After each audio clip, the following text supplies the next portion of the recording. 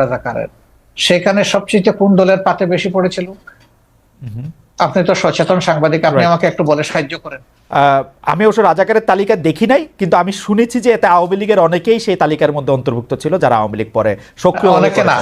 অনেকে না, যে তালিকাটা হয়েছে এটার 8 ভাগের 7 ভাগ তাদের একার পাতে পড়েছে। এটা কি এমন হতে পারে যে আপনাদের দলের লোকেরা আওয়ামী লীগে জয়েন করেছে, নাকি আওয়ামী লীগই করতো তার আগেও? তারা পরিষ্কার করলো না কেন? আমি জানি না, তারা হয়তো পরিষ্কার করতে পারতো। তাইলে যে দলে যেভাবেই হোক, যে দলে রাজাকার সবচেয়ে বেশি, সেটা হবে রাজাকারের দল। ভালো হইলো তাদের ক্রেডিট, মন্দ হইলো তাদের লাইবিলিটি।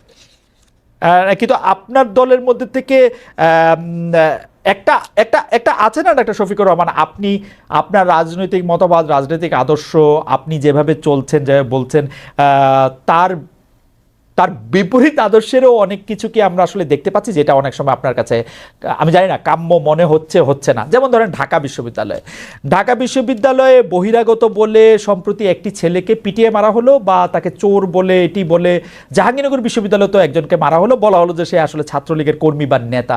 এই বিষয়গুলিকে আসলে আপনারা কিভাবে দেখছেন? মানে এটি কেন হচ্ছে বলে আপনার মনে হয়? আমরা মোটেই ভালোভাবে দেখি না। এটা যারাই করুক, এটা তারা সঠিক করে নাই। তাদেরকে আইনের আওতায় আনা উচিত, চিহ্নিত করে এরা কারা।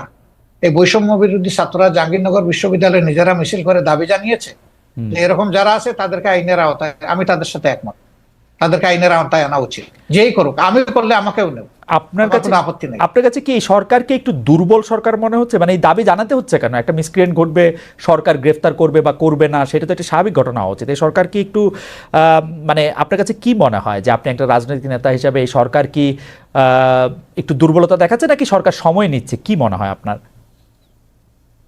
আপনি যেটা বলেছেন যে দাবি কেন জানাতে হবে, সরকারের মেশিনারি তো অটোমেটিক্যালি এটা ফাংশন করবে, এটা হওয়া উচিত। কিন্তু দাবিকেই প্রথম, আগে নির্বাচিত বা পলিটিক্যাল গভর্নমেন্ট যারা ছিলেন তাদের কাছে বিভিন্ন দাবি মানুষ উত্থাপন করে না এই সমস্ত বিষয়, তাহলে এটাকে আমি আলাদাভাবে দেখবো কেন? এটা দেখার কোনো কারণ নাই। কিন্তু সামগ্রিকভাবে যদি আপনি বলেন, যেহেতু তারা কোনো রাজনৈতিক দল দ্বারা গঠিত বা জোট দ্বারা গঠিত সরকার নন, এবং যেহেতু 15.5 বছরের অনেক জঞ্জাল জমা হয়েছে, তাদেরকে সেই জঞ্জাল সরাতে গিয়ে তো অবশ্যই তাদেরকে এক্সট্রা এফোর্ট দিতে হয়েছে। এখানে দুর্বলতার কোনো ব্যাপার আমি দেখছি না, বরঞ্চ তারা আস্তে আস্তে ফাংশনিং হচ্ছেন এবং সামনের দিকে তারা আগাচ্ছেন। কিন্তু জনগণের প্রত্যাশা, আমারও প্রত্যাশা এর চেয়েও বেশি। অনেকেই বলছেন যে জামায়াতের, আমি যে প্রশ্ন দিয়ে শুরু করেছিলাম সেই প্রশ্নের প্রসঙ্গ ধরে আমি আসলে শেষ করতে চাই। অনেকেই বলছেন যে জামাতে ইসলামীর যারা কোর সাপোর্টার, তারা আসলে নিয়োগ পাচ্ছেন খুবই খুবই খুবই খুবই খুবই যেগুলিকে বলে কি পয়েন্টগুলিতে, এবং ভবিষ্যতে বাংলাদেশের চেহারাটা কেমন হবে সেটি হয়তো জামায়াতে ইসলামী ঠিক করে দিতে চাচ্ছে বা ঠিক করছে।